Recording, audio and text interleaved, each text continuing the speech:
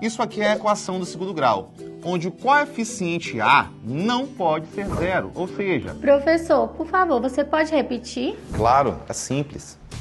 Aqui eu tenho uma equação... Com a plataforma Gonçalves Dias, você tem sempre um professor por perto. Aulas pelo canal do YouTube e pela TV Educação. Dicas pelo Instagram, conteúdos para downloads no site e muito mais. Plataforma Gonçalves Dias. Aprenda onde estiver.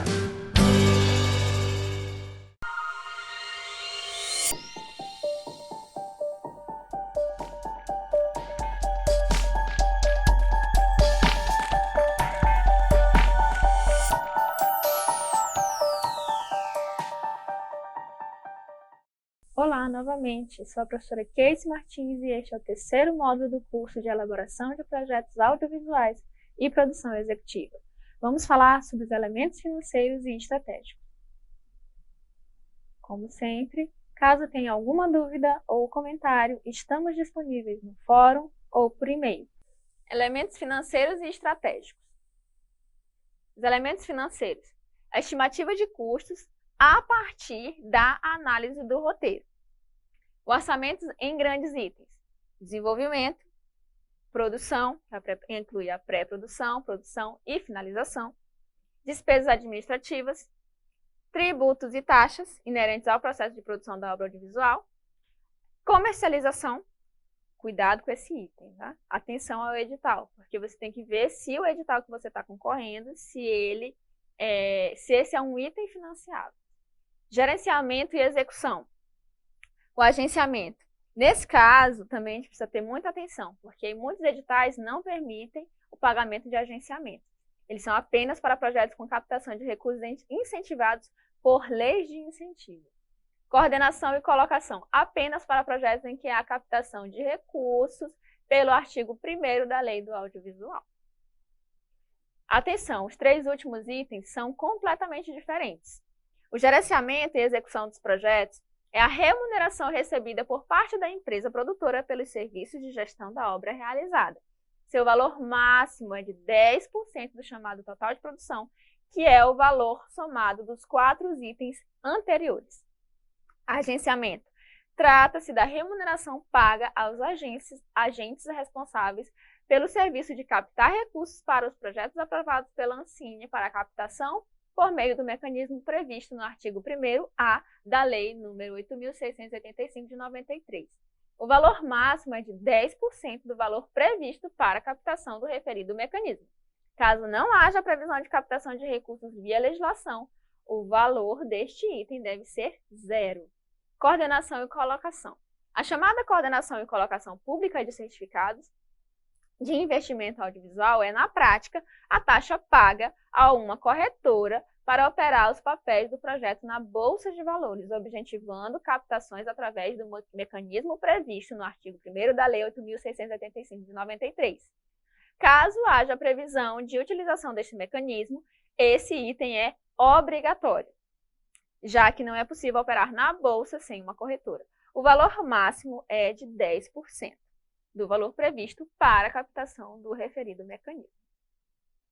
Resumo geral do orçamento. Aqui a gente tem a visualização de como seria a divisão dos recursos para um projeto de longa-metragem. Por exemplo, um valor de 500 mil. O orçamento analítico. Todos os custos detalhados em itens e subitens, contendo as respectivas descrições, unidades, valor unitário, quantidade e valor total. Deve ser apresentado em forma de planilha. Editais, em geral, determinam o uso de uma planilha específica. O ideal é fazer uma pesquisa de mercado para elaborar o seu orçamento. Em caso de profissionais já contratados ou com cartas de intenção, os valores já devem ser tratados anteriormente, para já constar no orçamento valores reais. Demais funções devem seguir os valores de mercado, observando-se sempre as tabelas dos sindicatos, que apontam o piso de cada função. Aqui a gente tem um exemplo de um orçamento analítico, com seus valores unitários e os subtotais, né? O escritor precisa de uma caneta, um pintor precisa de um pincel, mas um cineasta precisa de um exército. Então, montem a sua equipe com carinho. Montem a sua equipe com pessoas profissionais, capacitadas, mas que tenham um amor pelo seu projeto. Porque você precisa de pessoas com você ali para fazer esse projeto dar certo. Para que o projeto chegue à sua conclusão da melhor maneira possível. Cronograma físico. É uma representação gráfica do tempo que será necessário para o cumprimento de cada etapa do projeto, contendo a duração das atividades que serão realizadas. Um exemplo de um cronograma físico, em grandes itens também. Por exemplo, a pré-produção em 3 meses, a produção em 1 mês, a pós-produção em 4 meses, prestação de contas em 1 mês, entrega do objeto e comercialização em 1 mês também. Isso é um exemplo bem generalizado. Cronograma físico-financeiro.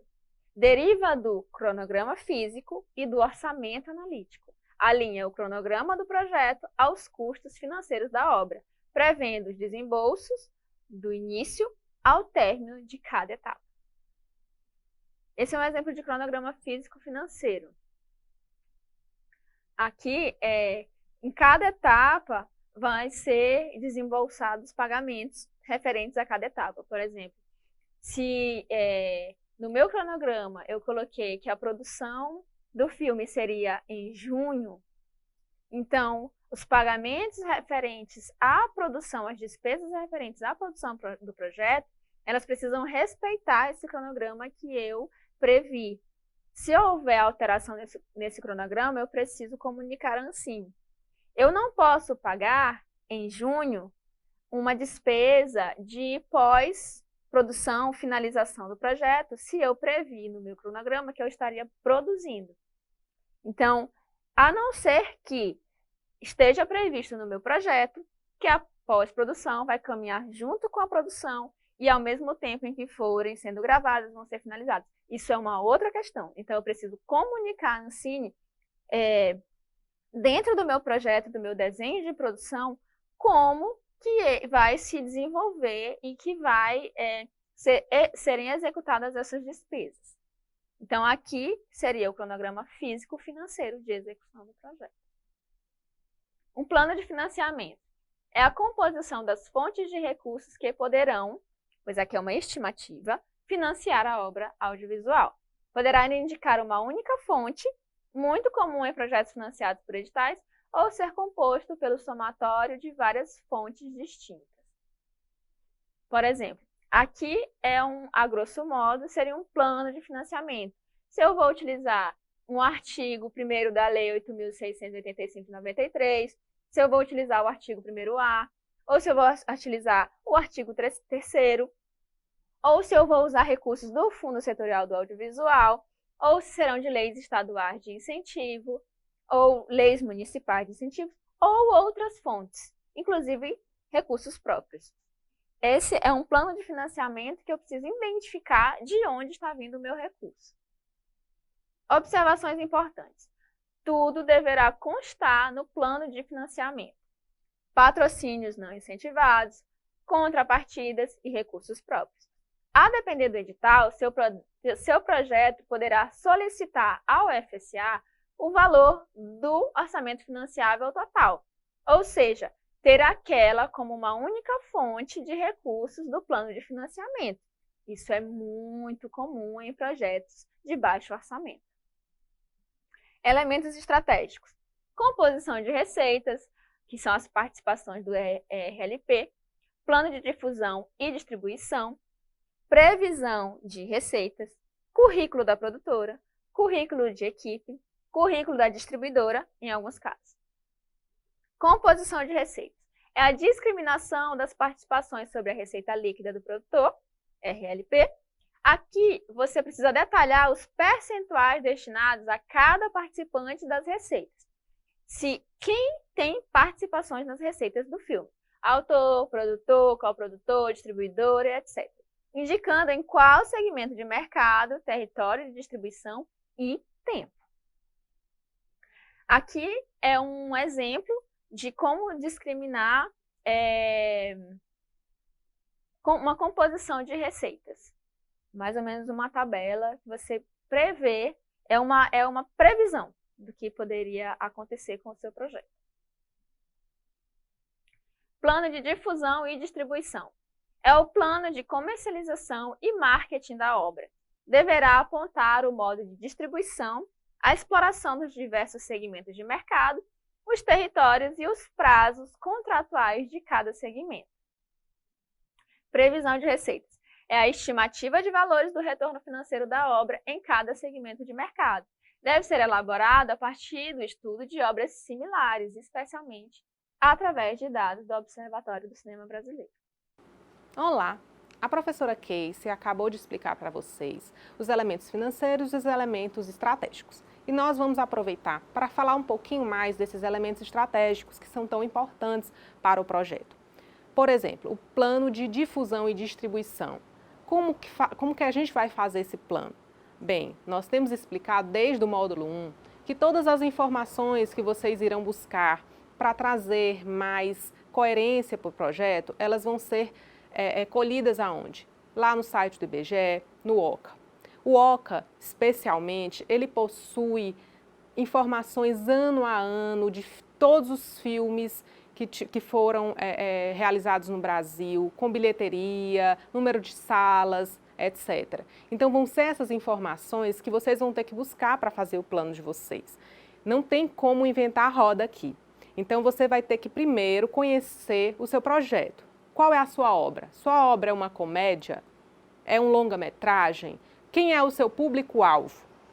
No momento que você tiver muita consciência de como é a sua obra, do público a que ela se destina, você vai poder pesquisar obras similares. Você pega, procura, é uma comédia? Eu tenho que entender como as comédias no Brasil se comportaram, como foi a distribuição delas, quais os públicos que elas conseguiram. Sempre observando similitudes com a sua obra e as obras que você está se baseando para tirar esses dados. Então, a partir desse estudo, você vai conseguir definir o melhor plano de distribuição da sua obra. Você vai ter muita noção de quantas salas você vai conseguir atingir, do público médio que você vai conseguir atingir. Então, é muito importante, como nós falamos, essa pesquisa, sempre que você for fazer os textos do seu projeto, assim como você for apresentar números, você tem que se embasar em coisas sólidas, em coisas reais, ok? Além desse plano de difusão e distribuição, nós temos também as previsões de receita, que elas, de igual forma, elas precisam que você tenha conhecimento do seu projeto, você precisa entender que projeto é esse seu e aonde ele vai chegar. É óbvio, como falei, que você vai precisar conhecer outras obras no Brasil similares à sua e entender o que elas conseguiram, qual foi o período que elas foram distribuídas, elas rodaram por quantas salas de cinema, elas conseguiram um público médio de qual número. Então, a partir desse estudo, você também vai poder fazer sua previsão de receitas em todos os segmentos, porque lá no OCA não tem apenas bilheteria de cinema. Lá existem dados de todos os segmentos, VOD, TV paga, TV aberta. Você vai poder fazer essa pesquisa e na sua previsão de receitas você vai poder detalhar cada um desses segmentos. Desde o antigo VHS, né, distribuição ainda em locadoras, ainda tem lá DVD, tudo, que hoje em dia muita gente nem produz mais DVDs, mas ainda existe essa previsão, até o mais novo, que é o VOD. Então, você vai pegar todas essas informações e vai poder fazer sua previsão de receitas com mais coerência, porque você sempre tem que lembrar que quem for ler o seu projeto, nesses editais, os jurados, os técnicos, os analistas, eles têm muito conhecimento de mercado, não são pessoas leigas. E se você tentar inflar algum número ou mesmo tentar vender uma obra muito hermética ou muito artística como uma obra muito comercial, você vai estar, na verdade, perdendo pontos, porque a pessoa que vai avaliar, ela tem muita noção de qual é o seu público e que público que você pode atingir. Então, o segredo é sempre pesquisar e não tentar inflar, tentar chegar ao máximo da proximidade do que seria o real da sua obra, ok? Então, com essas observações que nós fizemos sobre esses elementos estratégicos que são muito importantes no projeto de vocês, porque as pessoas muitas vezes se detêm muito nos elementos criativos, nos elementos financeiros, e acham que podem botar quaisquer números nesses elementos estratégicos e não pode. Como eu falei, sempre se baseando em dados oficiais. Então, vocês vão agora se direcionar lá para o site, nós colocamos conteúdo para que vocês estudem e também tem mais um fórum para vocês participarem, que nós estamos lá com vocês acompanhando e até o próximo módulo. Espero que você tenha gostado da aula. Não se esqueça de entrar em contato caso tenha alguma dúvida ou comentário. Bons estudos e até o próximo módulo do nosso curso.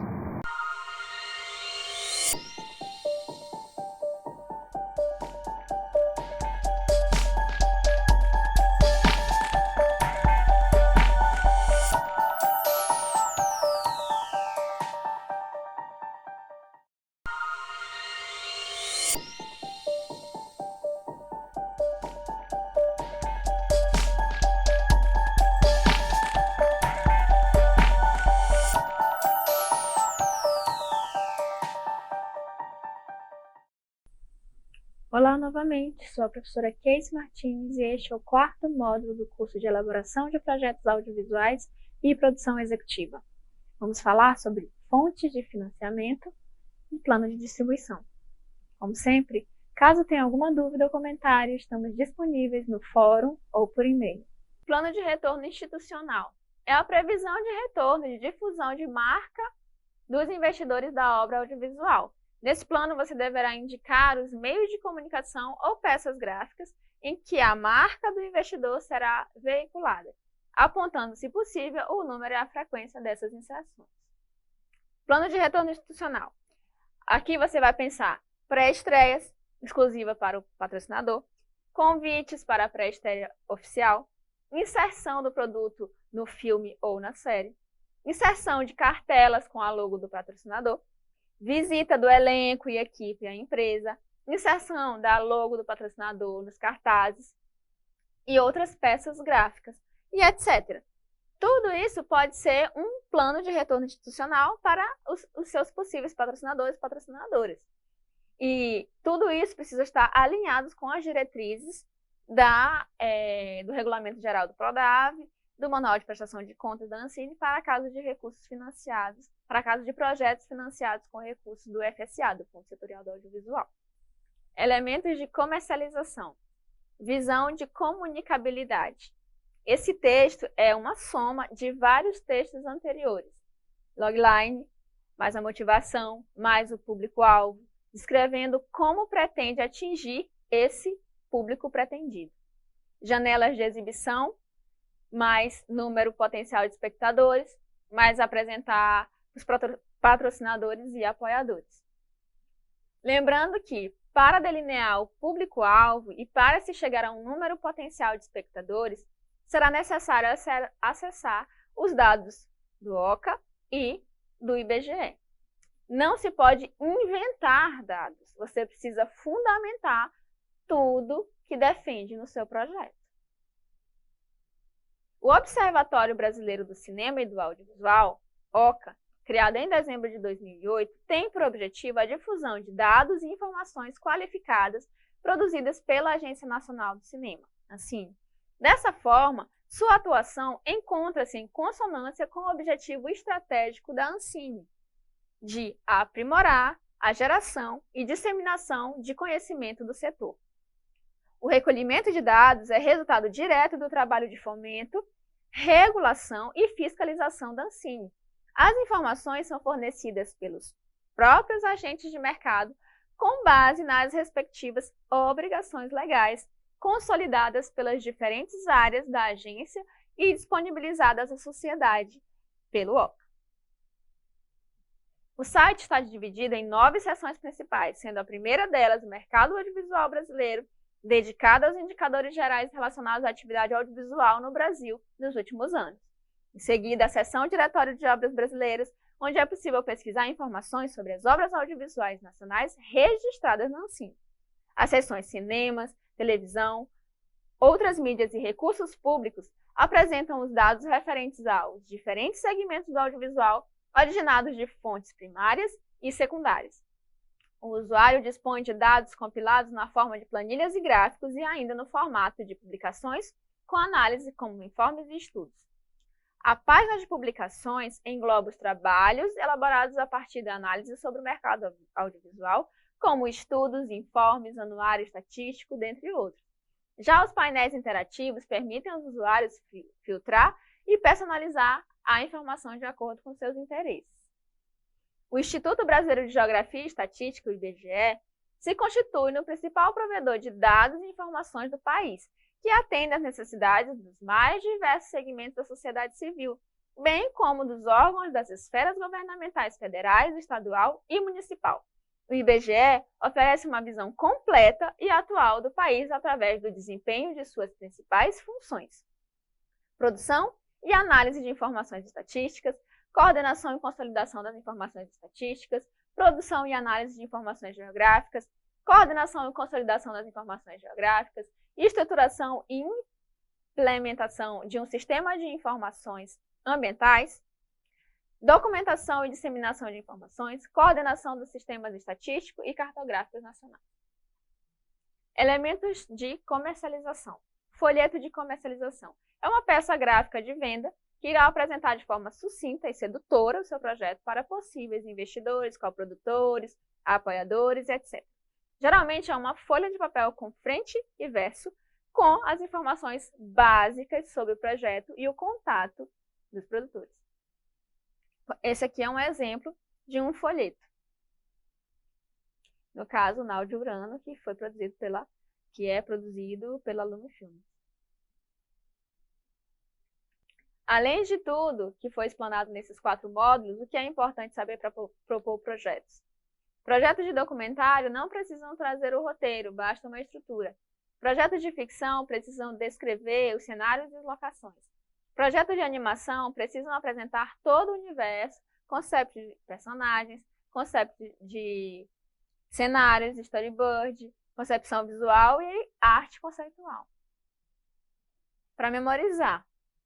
Ficção, você vai colocar os cenários e as locações. Na animação, você vai criar todo o universo, concept, storyboard, concepção visual e arte conceitual, enfim. Tudo isso são formas de você trazer visualidade para o seu projeto. O que é importante também para você propor projetos. Estudar os editais no site do BRDE, do FSA, o regulamento geral do Prodave, as instruções normativas, o tutorial de acesso a sistemas no site do BRDE, o FSA, necessidade de autorizações, sessões, licenças, registros e etc. Isso desde a sua inscrição. O que é e o que faz a Ancine? A Agência Nacional do Cinema é uma agência reguladora que tem como atribuições o fomento, a regulação e a fiscalização do mercado do cinema e do audiovisual no Brasil. É uma autarquia especial vinculada ao Ministério do Turismo, com sede e foro no Distrito Federal, escritório central no Rio de Janeiro. A Ancine é administrada por uma diretoria colegiada aprovada pelo Senado e composta por um diretor-presidente e 3 diretores, todos com mandatos fixos, aos quais se subordinam 5 superintendências: análise de mercado, desenvolvimento econômico, fiscalização, fomento e registro, além das secretarias de políticas regulatórias, de gestão interna e de políticas de financiamento. A missão da Ancine é desenvolver e regular o setor audiovisual em benefício da sociedade brasileira. Encerrado o ciclo de sua implementação e consolidação, a Ancine enfrenta agora o desafio de aprimorar seus instrumentos regulatórios, atuando em todos os elos da cadeia produtiva do setor, incentivando o investimento privado para que mais produtos audiovisuais nacionais e independentes sejam vistos por um número cada vez maior de brasileiros. O Fundo Setorial do Audiovisual, o FSA, é um fundo destinado ao desenvolvimento articulado de toda a cadeia produtiva da atividade audiovisual no Brasil. O FSA é um marco na política pública de fomento à indústria cinematográfica e audiovisual no país, ao inovar quanto às formas de estímulo estatal e à abrangência de sua atuação. Isto porque o FSA contempla atividades associadas aos diversos segmentos da cadeia produtiva do setor: produção, distribuição, comercialização, exibição e infraestrutura de serviços, mediante a utilização de diversos instrumentos financeiros, tais como investimentos, financiamentos, operações de apoio e de equalização de encargos financeiros. Projetos que a Ancine não financia, de conteúdos religiosos, programas de auditório ancorados por apresentador, conteúdo político, concursos, conteúdos jornalísticos, manifestações, eventos esportivos, conteúdo publicitário, etc. Dicas finais. Como amadurecer uma ideia? Esteja atualizado sobre o que está sendo produzido. Assista filmes, assista séries, assista obras comerciais e obras mais artísticas. Assista filmes nacionais e estrangeiros. Esteja ciente da história do cinema brasileiro e mundial. Estude, leia artigos, críticas e livros. Ouça podcasts. Siga redes sociais de cineastas, empresas produtoras, empresas distribuidoras, festivais de cinema, festivais de roteiro, fundos de audiovisual, nacionais e internacionais e de escolas de cinema. Esteja atento ao mundo. Experiencie o mundo. Absorva a quantidade de informações que for possível para você, para agregar e enriquecer o seu projeto. Com essas informações, você já pode elaborar o seu projeto. E aqui a gente tem uma sugestão. Alguns projetos a gente vai analisar e vai dar um retorno. Então, vocês podem enviar o curso para esse e-mail que está aqui.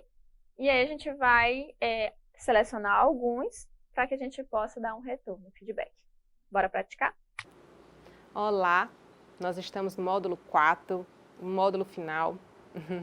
A professora Casey acabou de propor que vocês terminem o projeto de vocês e mandem por e-mail para a gente, que a gente vai conseguir avaliar e tentar dar uma espécie de mentoria rápida. Bem, o que nós podemos, nesse momento final, sublinhar que é importante para vocês terem em mente, agora que vocês fizeram o curso completo, pelo menos dessa parte de elaboração de projetos audiovisuais, o que é mais importante? Lá no começo a gente aprendeu sobre mercado audiovisual. Então é interessante que vocês compreendam sempre que esse projeto de vocês, apesar de artístico, apesar do teor cultural, ele está voltado para um mercado que quer investir em algum produto que dê algum tipo de retorno. Então, vocês sempre têm que ter em mente isso, que vocês estão redigindo um projeto para alguém, seja um edital, sejam patrocinadores, seja um fundo, não importa. Você tem que conhecer o seu interlocutor. Quem vai ler esse projeto? Porque um edital, ele tem lá, por escrito, tudo da forma como ele deseja. Então, vamos começar pelo edital. Quem for propor um projeto no edital, antes de mais nada, deverá ler esse edital com todo o cuidado do mundo. Deve entender cada um dos documentos necessários para a inscrição. Com muito tempo de antecedência, você já providencie aqueles documentos. As dúvidas que você for tendo, você vai mandando e-mail, não faça nada em achismo. E o seu projeto tem que estar exatamente dentro da demanda daquele edital. Se o edital diz que é um longa-metragem, assim assado, você tem que seguir o que o edital diz. Existem editais que colocam apenas isso, um longa-metragem de X minutos, série, mas existem editais que nós chamamos de editais por demanda, em que eles afunilam ainda mais, eles dizem exatamente o que eles querem um programa infanto-juvenil, assim, assado. Então, você tem que estar bem consciente do edital, ler com cuidado e saber se o seu projeto de fato cabe ali dentro. Por quê? Porque se não for algo que caiba ali dentro, não tiver respeitando tudo que o edital pede, com certeza você já não vai passar nem pela habilitação, que é a primeira fase de todo edital. Mas vamos pensar nas outras possibilidades do seu projeto. Patrocínios, você pode conseguir patrocínios livres, pode ser patrocínios através de leis, que isso vai ser falado em outros módulos pela professora Casey também.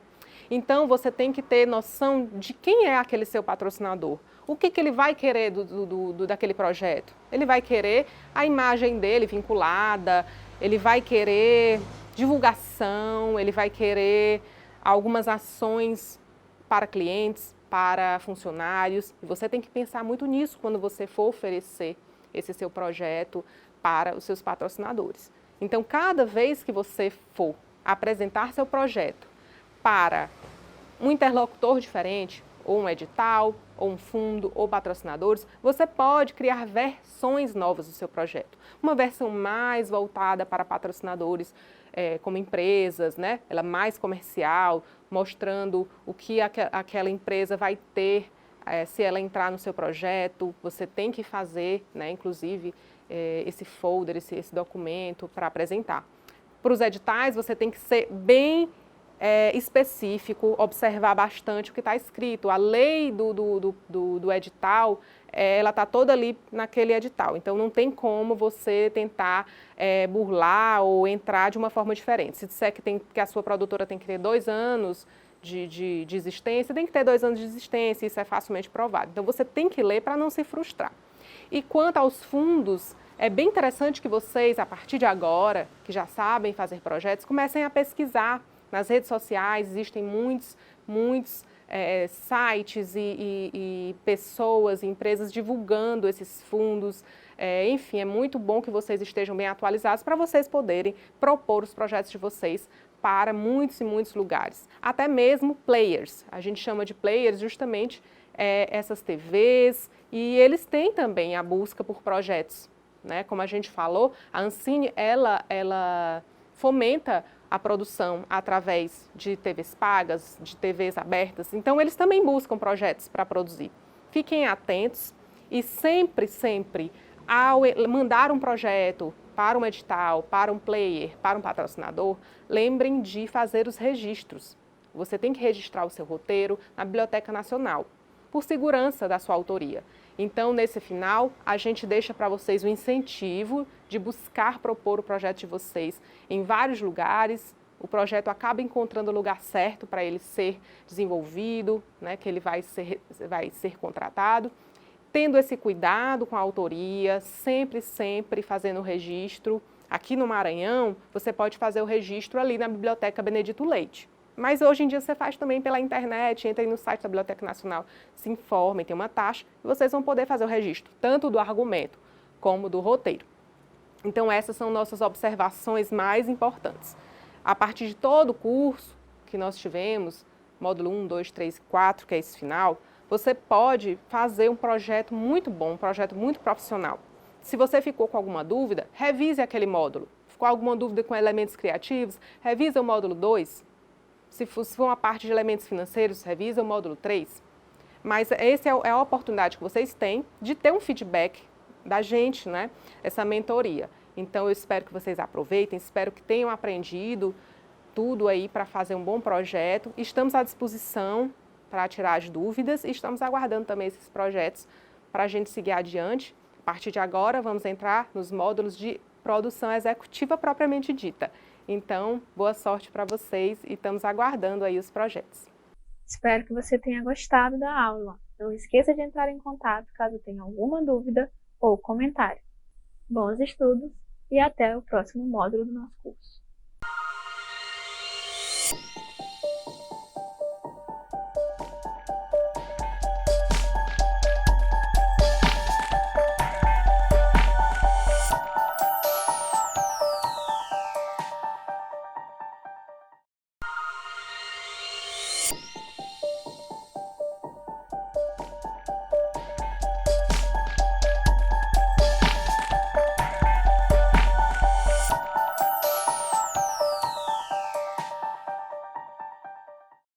Bem-vindo ao 5º módulo do curso de Elaboração de Projetos Audiovisuais e Produção Executiva. Eu sou a professora Casey Martins e vou te acompanhar neste módulo sobre produção executiva em projetos audiovisuais apoiados pelo FSA Ancine. Caso tenha alguma dúvida ou comentário, estamos disponíveis no fórum ou por e-mail. O nosso tema é produção executiva em projetos audiovisuais apoiados pelo FSA e pela Ancine. Logo depois que a gente consegue aprovar um projeto, com recursos oriundos do FSA, da Ancine ou de alguma lei de incentivo, a gente precisa pensar a produção executiva do projeto. Então, aí a gente começa com uma pergunta: por que eu devo prestar contas desse recurso, desse dinheiro que eu consegui para o meu projeto? Não é somente por uma questão de ética. O dever de prestar contas é uma necessidade legal. Ou seja, você responde legalmente por toda a execução financeira que você fizer com esse recurso. Então, portanto, a produção executiva ela tem a responsabilidade de executar corretamente os recursos recebidos e prestar contas do projeto audiovisual, seguindo as devidas orientações legais. Está previsto em lei. Essa também é uma obrigatoriedade do proponente do projeto de estar atento à legislação. No parágrafo único do artigo 70 da Constituição Federal, abre aspas, prestará contas qualquer pessoa física ou jurídica, pública ou privada, que utilize, arrecade, guarde, gerencie ou administre dinheiros, bens e valores públicos ou pelas quais a União responda ou que, em nome desta, assuma obrigações de natureza pecuniária. Ou seja, qualquer recurso oriundo de editais, concursos públicos, leis de incentivo, todos esses recursos, eles necessariamente precisam ter um parâmetro dentro da legislação para serem executados. Além da Constituição, existe um decreto-lei, número 200/67, que nesse contexto insere a obrigatoriedade de prestar contas. No artigo 93, quem quer que utilize dinheiros públicos terá de justificar seu bom e regular emprego na conformidade das leis, regulamentos e normas emanadas das autoridades administrativas competentes. Ou seja, na prestação de contas, é preciso estar atento à legislação vigente na Receita Federal, na legislação estadual e, por vezes, na legislação municipal. Então, é importante que a gente esteja atento a toda a conformidade das leis. Então, onde buscar informações corretas para prestar contas? Para o caso de projetos audiovisuais financiados com recursos públicos e de competência da Ancine, ou seja, que vem oriundo do FSA, do Fundo Setorial do Audiovisual, e através do BRDE e da Ancine, a proponente ela deve orientar-se através da Instrução Normativa de Prestação de Contas, número 150, que essa é até hoje é a última instrução normativa da Ancine, a mais atualizada, o Regulamento Geral do Prodave, e o Manual de Prestação de Contas da Ancine. Com essas três normativas, a gente vai ter todos os parâmetros legais e orientações para a gente executar corretamente os recursos. Para refletir, é necessário entender a prestação de contas como um processo que começa no exato momento em que se inicia a realização do projeto, devendo ser prevista no planejamento de suas atividades. Ou seja, a prestação de contas inicia-se no começo do projeto e não no final. Existe um hábito que ele é muito nocivo para a prestação de contas, que é a proponente pensar em como vai prestar contas, como emitir as notas fiscais só no final do projeto. Mas a prestação de contas, ela acompanha todo o processo de feitura do filme, desde o seu desenvolvimento até o cumprimento do objeto, que é o último passo para você entregar o seu produto audiovisual. Quais são as responsabilidades da empresa proponente do projeto? Então, dentre as responsabilidades da empresa proponente, primeiro é contratar pessoas capacitadas. Desde o início do projeto, cerque-se de profissionais capacitados a lhe orientarem sobre a correta e regular execução do projeto e de suas despesas, tanto pelo ponto de vista contábil e jurídico, né, tanto pelo domínio das normas expedidas pela Ancine, porque existem regulamentos que funcionam para determinados tipos de editais e para outros não. Então, é preciso estar atento se isso é permitido pelas normas da Ancine, se isso está dentro do processo jurídico e se está dentro do processo contábil. Outras responsabilidades. Os pagamentos só devem ser efetuados mediante seus respectivos comprovantes fiscais, conforme as formalidades previstas nos artigos 9 a 19 da Instrução Normativa número 150 de 2019. qualquer pagamento que você for fazer com recursos financiados, você precisa que exista um comprovante fiscal correspondente àquela despesa. Não existe a possibilidade de você fazer um pagamento a um servidor, a um prestador de serviço, a uma compra, qualquer tipo de gasto. Você não pode fazer sem que haja um comprovante fiscal correspondente. Outras responsabilidades. Problemas que influenciam ou conduzam a mudanças nos parâmetros técnicos ou financeiros do projeto devem ser registrados no momento de sua ocorrência e comunicados à Ancine, a fim de evitar erros que só serão identificados posteriormente à análise da prestação de contas. Nesses casos, por exemplo, se você tem uma produção que ela tinha no seu desenho de produção, que você ia fazer somente numa localidade, por exemplo, em São Luís, e você, por questões alheias ao projeto, você precisou fazer uma viagem para gravar em uma outra cidade, esse tipo de mudança ele precisa ser comunicado à Ancine para que haja uma correta identificação desse problema e uma orientação da Ancine para que haja uma prestação de contas que esteja alinhada ao desenho de produção. Porque se você coloca que você vai fazer os gastos só na cidade de São Luís e de repente na sua prestação de contas aparecem notas fiscais de outra cidade, então isso configura como uma irregularidade. Que não precisa ser, você não precisa ser responsabilizado por isso, então é sempre importante que você comunique à Ancine antes de proceder com a produção. Realizar a leitura atenta do manual de prestação de contas, que está disponível no site da Ancine, antes e durante a execução do projeto, para que a elaboração e a apresentação da prestação de contas se tornem mais exatas e criteriosas, evitando retrabalhos e inconsistências e despesas glosadas. Ou seja, a prestação de contas, ela vai acompanhando o desenho de produção, ela vai acompanhando a direção de produção e também o encaminhamento da direção do projeto. Eles estão o tempo inteiro trabalhando juntos para que haja uma coerência e coesão no projeto. Porque a prestação de contas, ela é a parte material, é a parte física que você vai identificar como aquele projeto foi executado.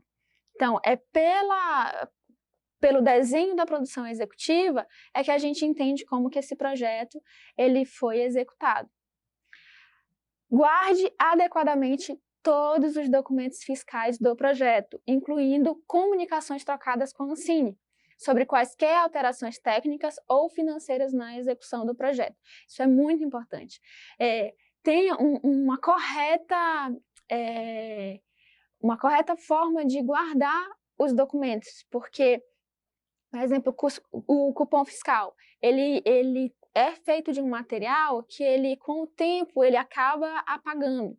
Então, é muito importante que você guarde ele de uma maneira correta para que os dados da sua nota fiscal elas não se percam. Notas rasuradas, notas que estão apagadas, elas vão ser glosadas. Sugestões. Visite regularmente o sítio eletrônico da Ancine em busca da atualização das informações referentes à prestação de contas e disponibilização de novos formulários e manuais. Isso é algo recorrente na Ancine. Existia pelo menos uma política de facilitação desse processo de prestação de contas, porque é um processo burocrático, é um processo bastante criterioso e muitas das vezes a demanda e a exigência da prestação de contas ela não consegue atender à realidade da maioria dos projetos, que existe uma certa dificuldade de seguir todos os critérios de prestação de contas. Então, a Ancine, ela tem um programa que é a Ancine Mais Simples, que é para sempre estar em diálogo com os produtores para que esse processo fique mais fácil.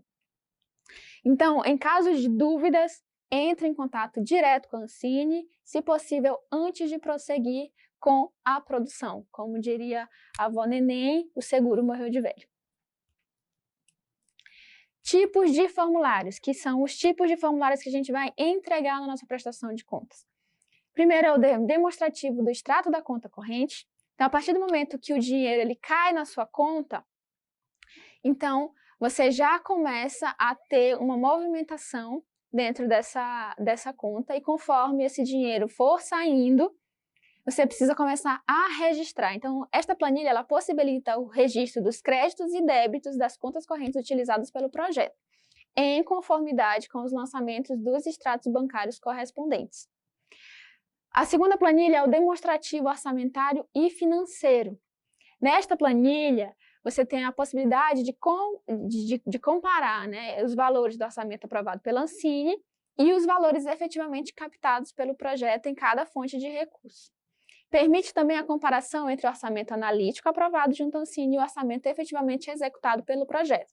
Ou seja, se você colocou com seu item de despesas de produção e você colocou, digamos, por exemplo, R$10.000, se você gastou 9.550, então essa planilha ela precisa conter todas essas notas fiscais de que você gastou esse recurso, e aí a gente vai poder ver quantos por cento do que você previu você executou, ou se aconteceu o inverso, por exemplo, se você orçou 10.000 e você gastou 20.000 ou 15.000, então isso é para que haja um balanço dentro do seu orçamento. Por que essa planilha é importante?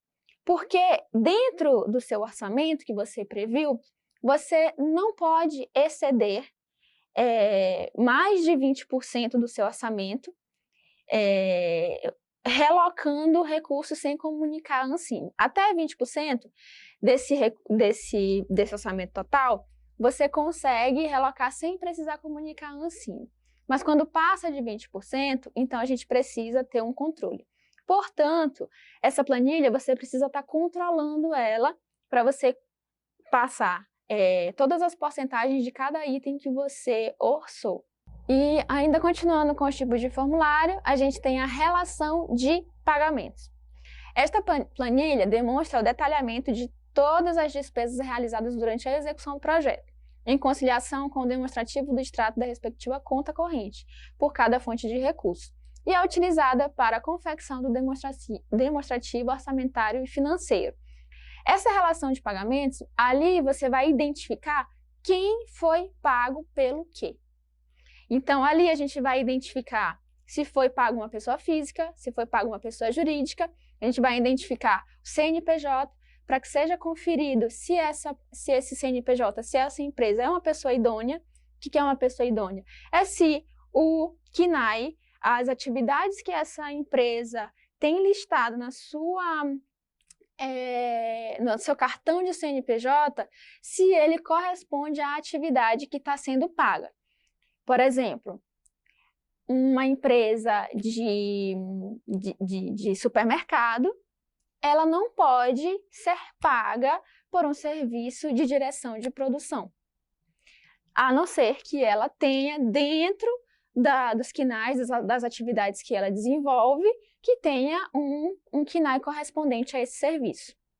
Da mesma maneira, uma produtora, ela não pode ser paga como uma vendedora de alimentos, se ela não tiver esse KNAI correspondente a esse serviço. Ou seja, a produtora vai ser paga pelo serviço de produção, o supermercado vai ser pago pelo serviço de compra de alimentos e despesas, e assim cada fornecedor e prestador de serviço. Sugestões. Preencha os formulários periodicamente. Crie uma regularidade na atualização das informações, conforme forem enviados os extratos bancários e efetuados os pagamentos. Inclua as informações de movimentação financeira da conta do projeto para as devidas planilhas. Isso exige muita disciplina, exige paciência e muita calma, porque são muitas informações e quanto mais a gente se apressa em fazer as coisas, menos esmero, menos cuidado a gente vai ter com as informações que estão sendo fornecidas. Então, a gente precisa fazer uma checagem desse material, de todas essas informações, para que tudo esteja coerente e que você não tenha problemas de prestação de contas lá na frente do projeto. Como diz a avó Teresa, afobado come cru e ainda passa mal. Então, sobre os prazos. Os prazos para a apresentação da prestação de contas dependem da natureza dos recursos aportados no projeto e estão definidos nos artigos 3º e 5º da Instrução Normativa número 150. A saber, recursos de fomento indireto. Apresentação em até 180 dias contados da conclusão do objeto do projeto. Para projetos de produção de obra audiovisual, será considerado como comprovante de conclusão do objeto o número de certificado de produto brasileiro, CPB, emitido para a obra. Para obras seriadas, a conclusão da obra será a data de emissão do CPB ou da inclusão do último episódio, o que ocorrer por último. A comprovação de que da conclusão do objeto, ela é pautada pela data de emissão do certificado de produto brasileiro. Esse certificado é o certificado que você vai emitir depois que a obra está pronta, finalizada.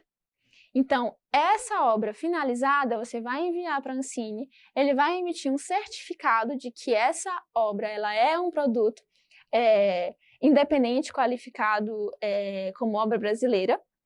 E isso, se ela se enquadrar dentro desse aspecto, e aí você recebe o CPB e a partir disso você tem 180 dias para apresentar a prestação de contas do projeto.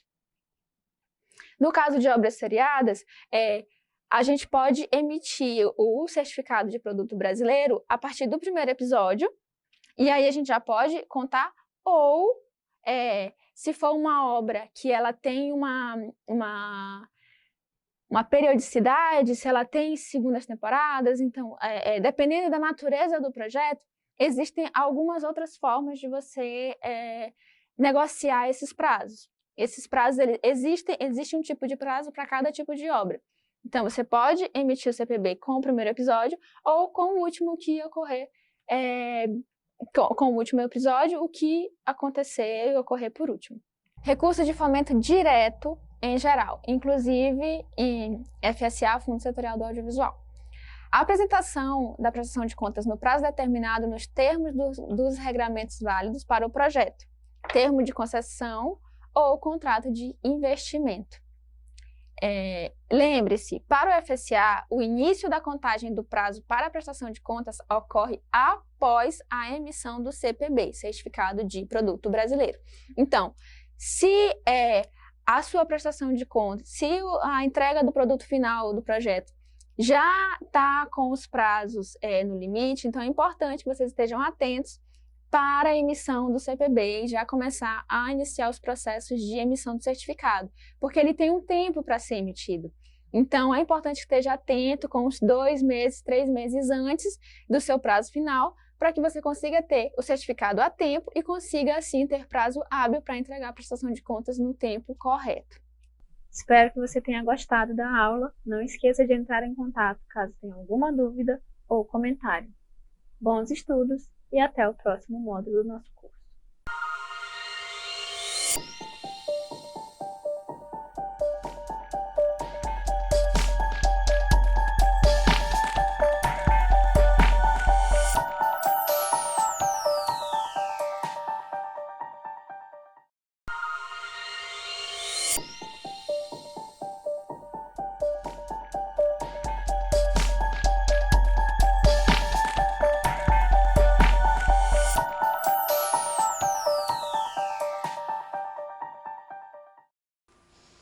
Olá novamente, sou a professora Josana Tourinho e este é o 4º módulo do curso de Estética Básica. Vamos continuar falando sobre depilação. Como sempre, caso você tenha alguma dúvida ou comentário, estamos disponíveis no fórum ou por e-mail. O primeiro passo para a depilação é a preparação do cliente. O primeiro passo que a gente vai fazer é a ficha de anamnese. Vamos conhecer o nosso cliente primeiro. Saber se ele tem alguma alergia, se tem algum ferimento na perna. Depois de preparado o cliente, colocou na maca, a maca tem que estar limpa, higienizada com álcool a 70. Depois você vai colocar um TNT, um lençolzinho de TNT e forrar com papel toalha. Esse cuidado é para que o cliente não fique colando na maca, certo? Depois disso, você vai higienizar seu cliente com o produto adequado. Um chumaço de algodão, uma loção adstringente, que pode ser da marca que você preferir. Na bibliografia, nós vamos deixar lá algumas indicações de cosméticos que você pode utilizar. Vocês podem observar que a pele dela está toda íntegra, então nós vamos efetuar a limpeza em toda a extensão da pele, certo? Eu já coloquei na termoceira a cera que eu vou utilizar. Eu poderia utilizar essa aqui, essa é uma cera elástica, certo? Ela não precisa do TNT para fazer a extração do pelo. Agora que eu vou usar, é da mesma marca, inclusive, mas é uma cera morna. Oferece mais segurança para o cliente, certo? Mas apesar de eu saber que essa cera é morna, é necessário fazer o teste da temperatura. Esse teste é feito aqui, ó. Eu vou ver que a pele, que a cera não está quente, certo? E vou iniciar os processos. A termoceira, ela pode ser regulada, certo? Aqui é frio, médio, mais forte. Existem várias marcas de termoceira também. Isso aí você vai escolher de acordo com a sua preferência, ok? Eu vou colocar no sentido do pelo, certo? E vou retirar no sentido contrário do pelo. Depois que eu ponho o palito na pele do cliente, ele não volta mais para lá, para o frasco original da termoceira. Eu coloquei no sentido do pelo a cera, coloco no sentido do pelo o papelote, traciono a pele com uma mão e com a outra eu puxo. Observa que tudo vai sair, certo? E aí, esse procedimento eu vou repetir em toda a extensão da pele. Esse movimento aqui é importante a gente fazer para poder atingir o ponto ideal da cera, certo? Eu vou perguntar para minha cliente toda hora se está tudo bem, apesar de eu saber que a temperatura já está adequada, eu vou ficar perguntando para ela, tá ok? O mesmo papelote eu posso reutilizar enquanto eu estiver utilizando aqui. Depois isso aqui tudo vai ser descartado, ok? Depois que eu termino, eu dobro o papel e descarto ele. Aqui a cera já está um pouco mais mole, aí eu regulo a termoceira. Mas, professora, essa cera é morna, mas mesmo assim a gente tem que ter cuidado, certo? Cada cliente é um cliente, às vezes a pele é mais sensível que do outro, então a gente vai ter esse cuidado sempre. Posso fazer uma extensão maior? Pode. Não tem nada que te impeça de fazer essa extensão maior. Mas enquanto a gente está começando o trabalho, antes de adquirir a prática, você vai colocando aos poucos, porque você vai ter um melhor resultado. Existem outras formas de depilar? Existem. A gente pode fazer a depilação com cera, pode fazer a depilação com linha, pode fazer com pinça, pode fazer com luz intensa pulsada, assim como vocês viram no material que a gente preparou para vocês, tá?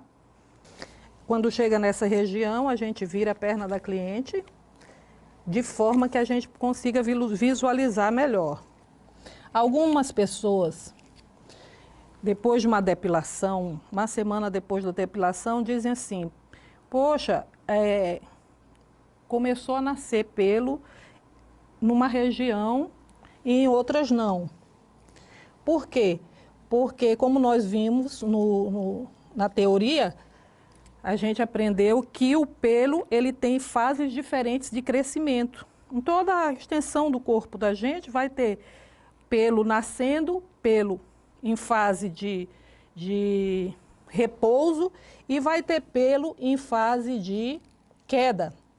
Então, se o pelo de determinada região estava em fase de queda, ele saiu, mas já tem um outro lá se formando antes, certo? Uma depilação, ela vai ser repetida a cada 20 a 30 dias, vai depender de pessoa para pessoa. Então, se aquele ali já estava na fase de queda, ele vai nascer primeiro que o outro. Não quer dizer que você fez a depilação mal feita. E é importante a gente saber disso para a gente poder informar o cliente. A dica aqui é sempre você puxar rápido, dói menos. Espero que você tenha gostado da aula. Não esqueça de entrar em contato caso tenha alguma dúvida ou comentário. Bons estudos e até o próximo módulo do nosso curso.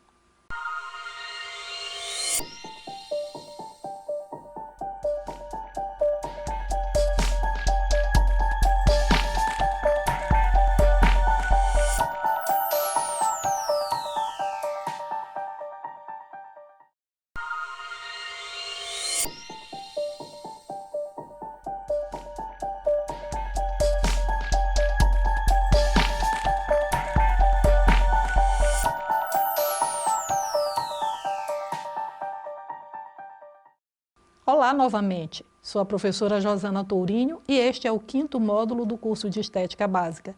Vamos abordar o design de sobrancelhas. Como sempre, caso tenha alguma dúvida ou comentário, estamos disponíveis no fórum ou por e-mail. Nós vimos no módulo anterior que o pelo tem como função básica a proteção contra atos mecânicos e térmicos. As sobrancelhas têm a função de proteção do globo ocular, que dão a expressão e o embelezamento ao olhar, a face, destacando a beleza de cada indivíduo. O design de sobrancelhas realça a beleza natural do olhar.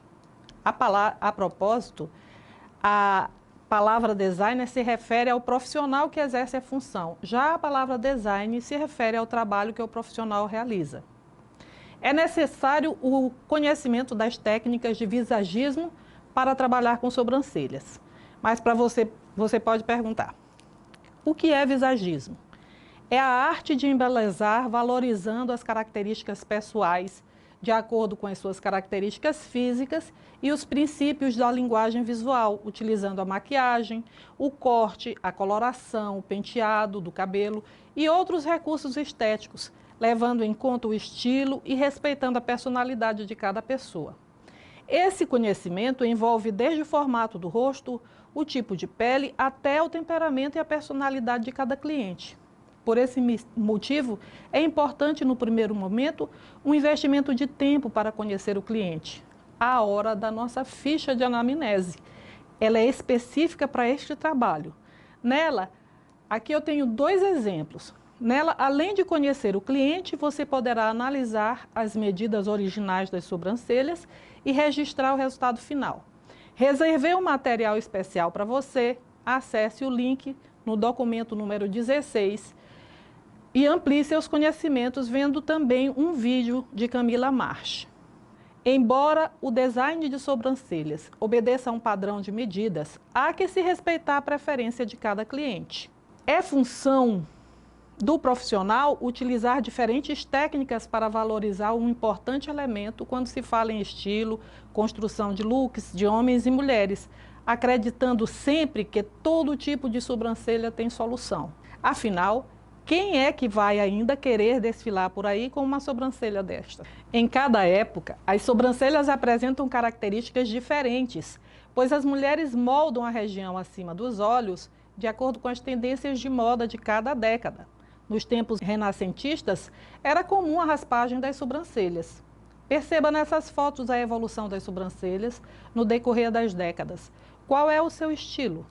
Nós vamos ver aqui diferenças em diversas datas e pessoas diferentes. E aqui eu separei para vocês uma mesma pessoa em anos diferentes, para você perceber a mudança no estilo que a sobrancelha é capaz de promover.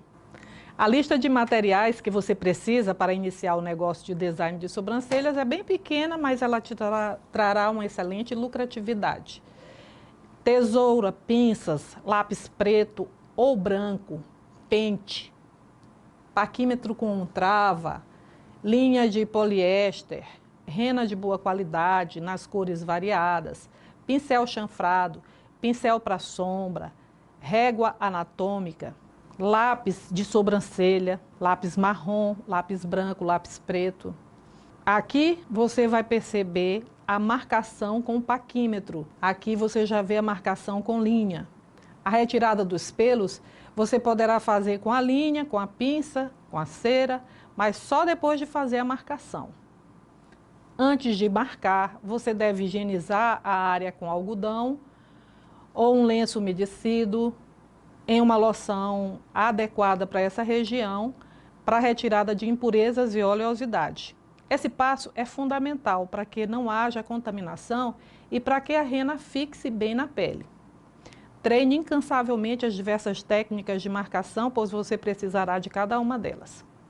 A primeira técnica que eu vou apresentar é a técnica do cálculo para a descoberta do ponto alto, onde você inicia a marcação com o ponto inicial e o ponto final. Nesse desenho você vai ver o ponto final e o ponto inicial.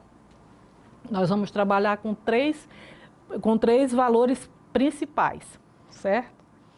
O ponto inicial, para você encontrar, você pode pegar como referência o osso do nariz e então traçar uma reta até a sobrancelha.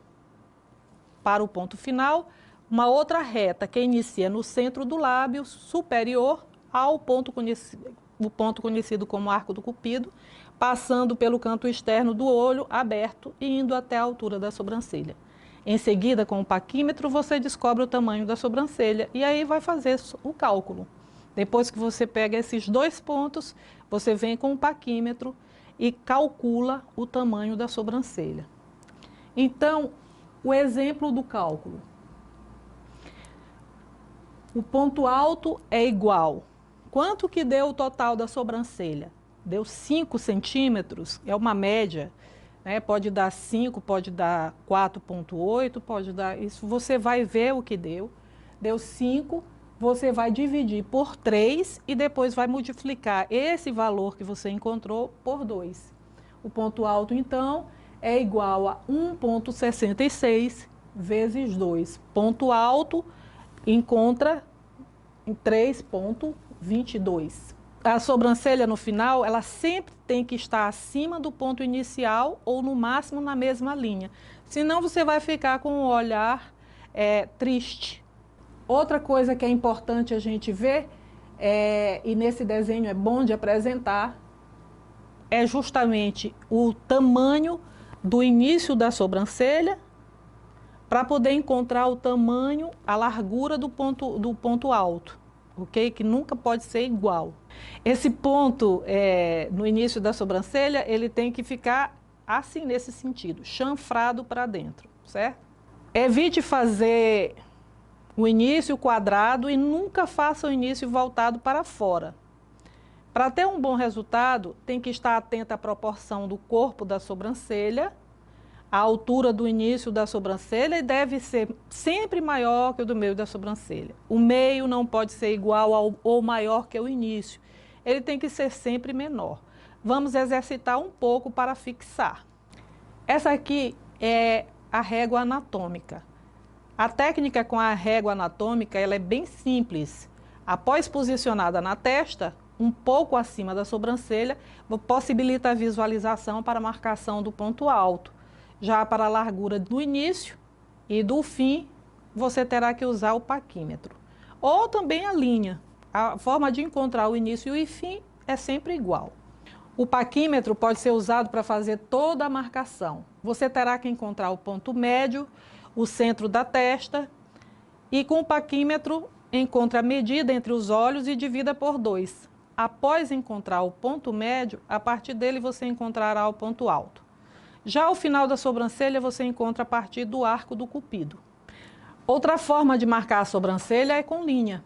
A referência é a mesma, mas requer um pouco mais de prática. Para parar os pelos mais compridos, use a tesoura apropriada com o pincel de rímel ou o pente de sobrancelhas. Pentear sempre para cima e cortar somente o que está fora do desenho. Depois de marcar, é hora de limpar os pelos que estão fora do design. Você pode usar a pinça nessa etapa. Existem 3 tipos de pinças. A pinça reta é para a retirada dos pelos curtos e grossos. A pinça chanfrada é ideal para definir o desenho. E a pinça de ponta fina, também chamada de pinça de precisão, remove os fios mais finos, um a um, inclusive os encravados. Você pode fazer a limpeza com cera fria, mas atenção, evite reaplicar no local que você já epilou, pois pode sensibilizar a pele. E aqueles fios que não saíram, retire-os com pinça. A correção de falhas pode ser feita com lápis de sobrancelha, com a rena. Para a aplicação da rena, você deve escolher a cor adequada ao tom da pele da sua cliente. Escolha uma rena de boa procedência. E para a diluição, obedeça a orientação do fabricante. Uma boa rena tem fixação de 8 a 10 dias. Se a pele foi preparada corretamente, preencha o desenho com precisão e após a aplicação espere cerca de 8 minutos para a pele clara, 12 minutos para a pele escura ou oleosa, 20 minutos para a pele bem oleosa. Após os 20 minutos, a rena já atingiu o máximo da sua fixação, não sendo necessário mais tempo. Para a retirada, umedeça o algodão com água, coloque sobre a sobrancelha e vai retirando suavemente no sentido do crescimento do pelo. Aqui vocês veem o design de sobrancelhas feito com a linha. Como eu já falei, é uma técnica bastante satisfatória, mas só se você já tiver muita prática. Então, antes de se lançar nessa técnica, tem que treinar muito. Aqui é um exemplo de um produto que você pode utilizar para fazer essa correção com a sombra. Veja, tem as desvantagens, certo? São que todas as vezes que a pessoa vai sair, ela vai ter que reaplicar. Pode acontecer de um dia chegar em sua cabine uma cliente que tenha perdido permanentemente a sobrancelha. Pode ter perdido como? Por queimadura, acidente, danificando o folículo piloso. Existem técnicas que podem ajudar a camuflar esta falha. Uma forma fácil, mas temporária, é a correção com sombra ou com lápis de sobrancelha. A desvantagem é que ela deve ser reaplicada diariamente. Outra técnica é a rena. 8 dias, deve repetir o procedimento. Um método muito procurado é a correção semipermanente. Para a sua realização é utilizado o dermógrafo ou o tébore e tintas especiais. Eles fazem uma tatuagem em 3D. A sua manutenção é anual. Essa técnica requer muita prática para a sua realização. Mas quando realizada corretamente, o resultado é bastante satisfatório. Muito bem. Aqui finalizamos esse módulo. Esse é um bom momento para recapitular o que você aprendeu. Eu gostaria que vocês também fotografassem, fizessem o design de sobrancelhas em um amigo, um parente, e fotografe e mande para avaliação. Muito obrigada. Olá, pessoal. Agora nós vamos trabalhar com o design de sobrancelhas. Para a gente fazer o design de sobrancelhas, a gente precisa analisar primeiro o rosto da cliente. Como a gente viu na parte teórica, a gente vai fazer uma avaliação tanto da parte física, como também do emocional dessa nossa cliente. Então, a gente pode investir um tempo conversando com essa cliente para saber quais são as preferências dela, como que ela gosta, porque às vezes, de acordo com o design, você imagina um tipo de sobrancelha, mas essa cliente, ela não gostaria de se ver daquela forma. Então, é importante que a gente pergunte para ela como que ela se sente melhor e dentro daquilo você colocar o seu trabalho, certo? O primeiro passo para fazer o design, então, é a ficha de avaliação. Ela tem existe uma ficha que é específica para essa tarefa, certo? E ela já está na bibliografia de vocês. Vocês podem lançar a mão dela sempre que necessário. É importante higienizar a pele da cliente antes de iniciar o trabalho, certo? Eu gosto de higienizar a pele toda. Tem pessoas que vão fazer a higiene só na parte da sobrancelha, mas isso fica a critério de cada um. Esse produto que eu utilizei é o mesmo produto que foi utilizado ainda há pouco na limpeza de pele.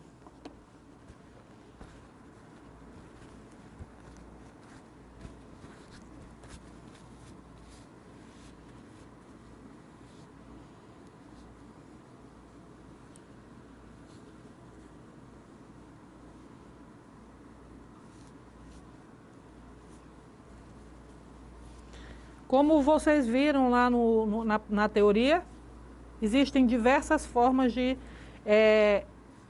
medir uma sobrancelha, certo? Calcular o tamanho dela. Mas a base é a mesma para todas elas. Então, se eu for trabalhar com linha,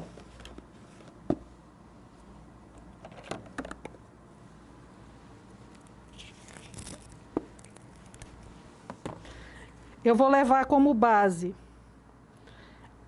a aba no nariz, se o nariz for um pouco mais largo, se o nariz for um pouco mais estreito, a aba do nariz também, a parte externa dele. Então, no caso dela aqui, eu vou aqui a parte interna, certo? Isso para ver o início da sobrancelha.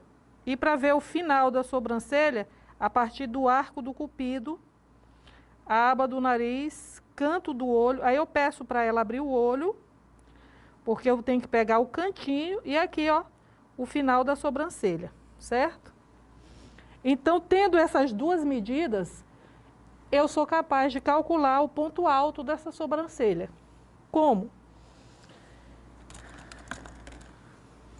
O ponto inicial e o ponto final, eu calculo aqui pelo paquímetro. E aqui no caso deu 5,5. Eu vou pegar esse valor, vou dividir por 3. É só ter uma calculadora, certo? Divido por 3 e 2/3 é o corpo da sobrancelha, 1/3 é a cauda da sobrancelha. Pronto, aqui eu fiz o primeiro cálculo. Ah, mas eu não sei fazer esse cálculo, eu não quero fazer esse cálculo. Eu posso encontrar de outra forma, certo? Qual a outra forma? Aí eu vou precisar sujar aqui o paquímetro para vocês verem.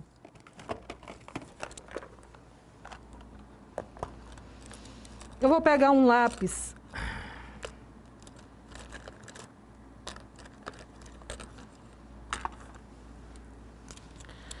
Eu posso fazer aqui a partir do paquímetro. Eu risco o paquímetro bem nesse cantinho, certo?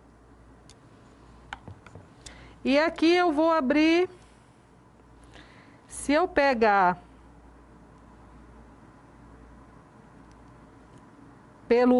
pelas medidas dela mesmo, eu vou abrir aqui só 1,5. Ah, mas dividir 1,5, para mim é fácil, dá 75,75. Mas para encontrar aqui, às vezes a gente pode sentir alguma dificuldade. Então, o que que eu faço? Eu elegi o número 3, ó. 3. A metade de 3 é 1,5. Porque o que eu quero aqui é achar o ponto central, o ponto médio do rosto dela, certo? Então, fecho o olho. Eu vou e coloco aqui, ó, bem no canal lacrimal, só para pegar como medida, como referência, e subo.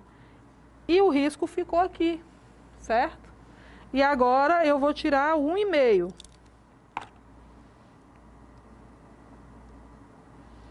Eu risco novamente. Esse risco ele precisa ser bem fino, porque senão vai dar diferença, ok? Aí eu encontrei aqui, eu só confirmo, ó, certinho. Vou achar aqui o ponto central. E aqui, pelo tamanho do rosto dela, eu posso colocar aqui 4,5 até 5. 5 é muito para ela, então 4,5. Josana, mas eu já vi alguém fazendo pela íris. Abre o olho. Olha bem para o centro. Dá para fazer também, ó. Vem aqui do centro dos lábios, certo? Que é o arco do cupido. E aí eu vou olhar a íris dela, pã. Deu certinho, risquei. Só que se ela tiver um problema de estrabismo, essa medida vai sair errada, certo? Então, fazer de acordo com o paquímetro é mais seguro, ok? E aqui, para achar o ponto final, eu vou também riscar o paquímetro.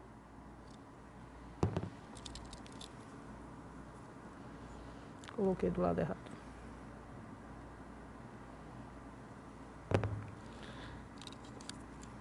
A partir do arco do cupido, aba do nariz, cantinho do olho, risquei. Tá, aqui ficou bem fraquinho. É só, certo? Vou fazer do outro lado.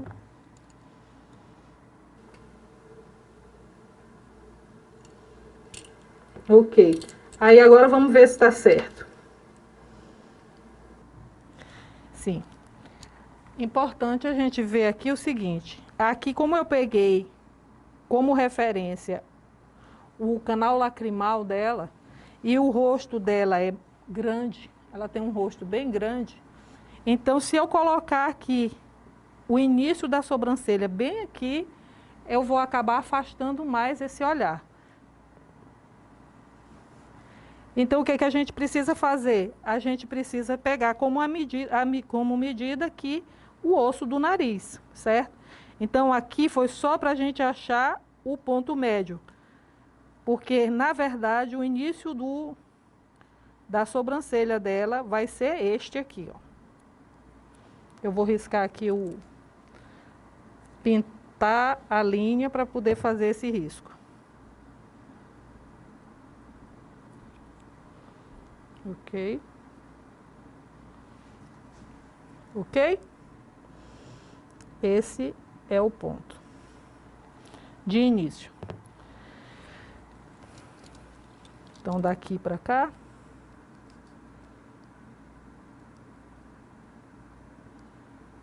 Nós temos 5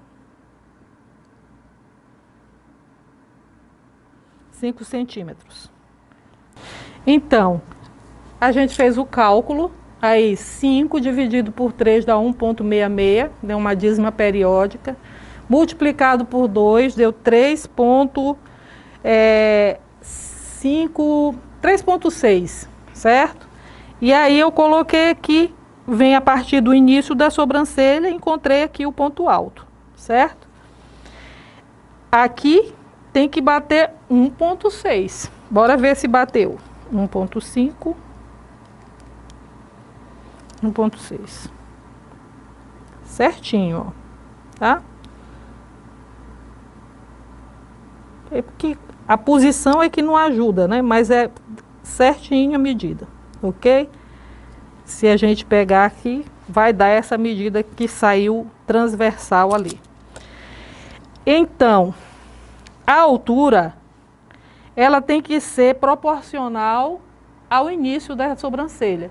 Então, o início da sobrancelha, qual o tamanho desse início? Algumas amigas nossas, colegas nossas, dizem assim, olha, quando eu não sei quanto é o início da sobrancelha, eu vou pegar essa medida aqui, ó. Essa medida bem aqui, no caso dela deu 6 centímetros, quase 7 centímetros. Aqui tem que dar 3,5, porque é a metade. Bora começar a trabalhar? Agora nós vamos fazer a medida. Como é que eu vou fazer para achar essa medida aqui de 3,5? Ela vai precisar esticar um pouquinho para cá, essa sobrancelha. Ela está um pouco mais curta. Então, nós fizemos aqui o seguinte, nós tivemos que usar mais de uma técnica para poder achar a medida da sobrancelha da nossa cliente.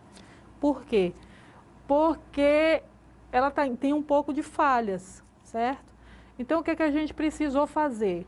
Eu precisei verificar primeiro a largura dessa sobrancelha.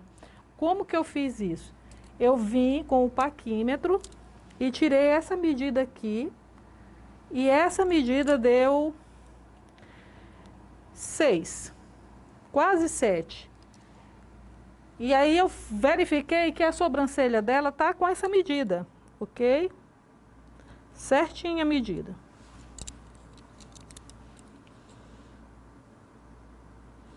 Certinha essa medida. Então, nesse caso, eu tirei a segunda de acordo com a primeira. Então, eu utilizei também a linha para verificar a altura da sobrancelha, certo? Eu meço a altura da sobrancelha dessa forma, pinto a linha e faço esse risco, tanto em cima como embaixo, certo? Eu preciso dessas duas medidas, por quê? Porque eu preciso verificar se a altura dela vai ser igual, ok? E aí, qual a altura que eu vou dar aqui no ponto alto? O ponto alto, ele não pode ser nem igual e nem maior que o ponto inicial, mais largo. Então, ele tem que ser um pouco menor. Normalmente, o designer diz para a gente fazer o seguinte, colocar a metade da largura aqui. Só que a minha cliente, na ficha de anamnese que nós fizemos, ela já me disse que ela não gosta de sobrancelha fina. Como a sobrancelha dela vai ter que ficar do jeito que ela gosta, ela que vai usar, né? Então, eu só diminuí um pouco, só para poder dar o caimento e o arqueamento necessário para ela, sem que modifique completamente essa sobrancelha, ok? Depois que eu determinei as alturas, aí eu fiz o desenho, eu vou com o lápis, e eu só vou completar. Tem uma base aqui e outra aqui, eu vou levar uma linha reta. Se eu tiver dificuldade de levar essa linha reta sozinha, o que que eu faço? Eu posso usar uma régua para fazer essa medida. Não tem problema nenhum eu utilizar uma régua, certo? Mas se não, eu só vou fazer, olha, eu estico a pele da pessoa bem para poder facilitar o desenho, para que esse desenho fique bem firme e fino, para não atrapalhar meu trabalho. Olha, aqui está assim essas pontinhas, mas no final não vai ficar ponta, certo? Ele não vai ficar pontudo. Agora é limpar. Não tem, eu vou medir para ver se está tudo igual e vou fazer a limpeza. Como que vai fazer a limpeza? Pode ser com pinça, pode ser com linha, pode ser com cera. Isso fica a seu critério. Mas para fazer com a linha,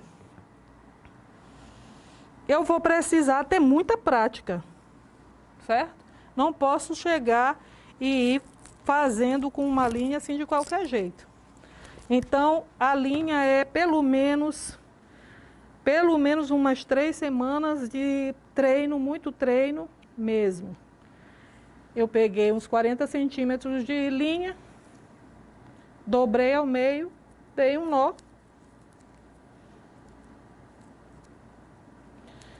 Ficou bem firme. E aí eu vou juntar as duas mãos, rodar aqui 8 vezes, porque pega. E a dica é essa, ó. Uma mão fecha, a outra abre e vai fazendo como se fosse uma tesoura, certo?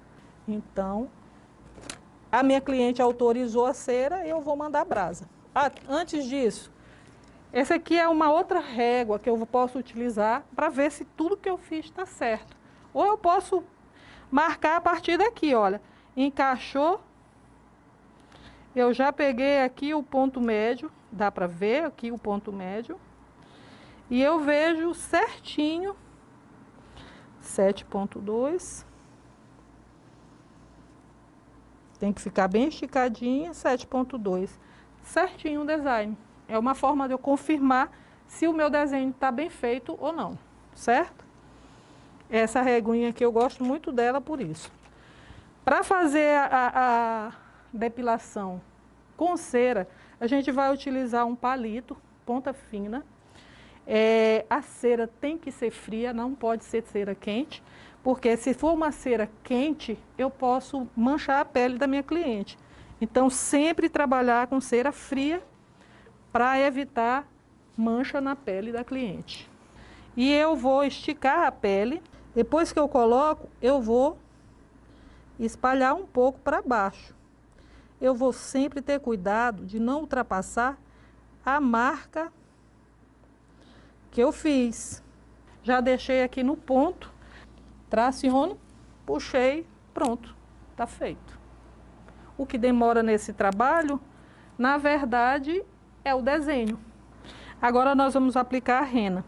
Se você ainda não tem prática, aplica a rena sempre com o desenho pronto. Se apagou, faz novamente, certo? Não tem problema. Então, aqui eu vou aplicar a quantidade referente a 2 espátulas dessas que vem na rena, tá? É só um pouco. Depois que a gente coloca a rena, tem que guardar ela fechada, porque ela perde o poder de fixação dela se ela ficar aberta. Então, colocou, guardou. Botei 2 espátulas e vou colocar o fixador. Algumas renas, ao invés de fixador, é a água destilada, certo? Essa daqui não, você vai ter que obedecer à indicação do fabricante. É de acordo com o que ele determina, certo? Ela tem que ficar pastosa. Vou colocar mais uma gota. Então, vai de 4 a 6 gotas. Mas eu sempre coloco 4 primeiro. Vejo a consistência. E só depois eu vou botar as outras 2. Esse aqui também é muito bom, certo? Ele é de silicone. E ele aplica, você consegue aplicar exatamente onde você quer. Depois que eu faço essa base, aí eu vou espalhar no restante da sobrancelha. Eu vou passar para outra e só depois eu vou voltar para o início dela, certo? Se tiver um borradinho, depois a gente tira, não tem problema nenhum. Não fica na mesma hora. Depois que terminar, aí a gente mede o tempo, no máximo 20 minutos, tá? Gente, importante também é fazer o início da sobrancelha meio chanfrado. O que quer dizer chanfrado? É para ela não ficar reta, certo? É para ela ficar caída para dentro, assim, ó. Agora eu vou fazer as correções.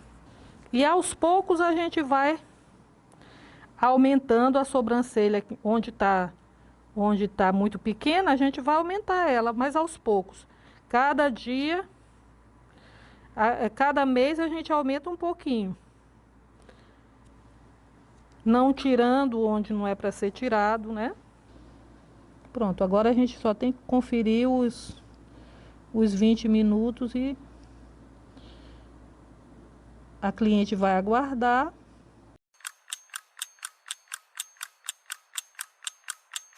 Para retirar, o que é que a gente vai fazer quando a gente for retirar isso aqui? A gente vai molhar o algodão, certo? Molha um algodão desse com água e depois que ele está bem úmido, você vai começar a retirar pela primeira que foi colocada. Aí você coloca sobre a sobrancelha, Deixa passar lá um segundinho, um pouquinho, um pouco de tempo. E aí depois você vai tirando no sentido do pelo. Por que isso? Porque se você for retirando logo, você vai quebrar o fio, certo? Então você precisa ir retirando aos poucos, umedecendo bem esse fio de cabelo, ok? Espero que você tenha gostado da aula. Não esqueça de entrar em contato caso tenha alguma dúvida ou comentário. Bons estudos e até o próximo módulo do nosso curso.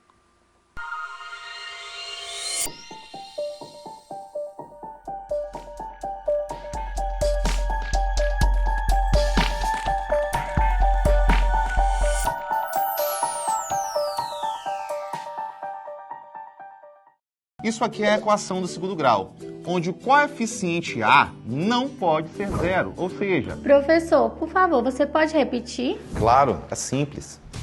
Aqui eu tenho uma equação... Com a plataforma Gonçalves Dias, você tem sempre um professor por perto. Aulas pelo canal do YouTube e pela TV Educação.